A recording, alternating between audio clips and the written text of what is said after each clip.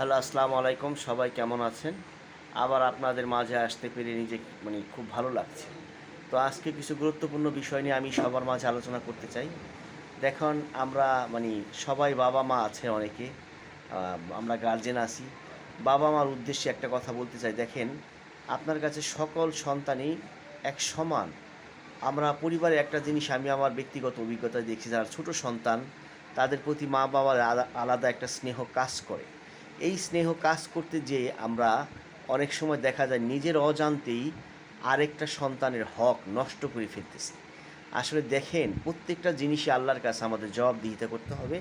মহানবী সাল্লাল্লাহু আলাইহি ওয়াসাল্লাম নিজে তার সন্তানদের এক সমান চোখে দেখছে। যেখানে আমাদের নবী সবাইকে এক সমান চোখে দেখছে, সেখানে আমরা মানুষই কী? তো সন্তানদের আমরা কখনো আলাদা চোখে দেখব না, সবাই আমাদের এক সমান। আরেকটা বিষয় লক্ষ্য করা যায়, এক সন্তান ইনকাম ভালো থাকলে আরেক সন্তানের ইনকাম যদি খারাপ থাকে, ওই সন্তান টাকা পয়সা মার কাছে রাখলে সে ওই টাকা পয়সা দিয়ে দুইটা সন্তানের মাঝেই কিছু করতে চায়। এগুলো আসলে ঠিক না।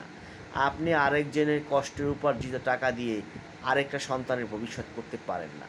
সেক্ষেত্রে আপনি যার টাকা তার কাছে বিষয়টা আলোচনা করতে পারেন যে, বাবা এভাবে করতে চাই, তুমি কি বলো?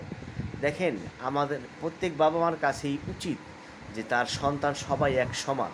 তো এই বিষয়গুলা বা একজন বাবা মার অনেক রেসপন্সিবিলিটি আছে একটা সংসারে, যদি সংসারটা দেখেন যদি কখনো ভেঙে না যায়।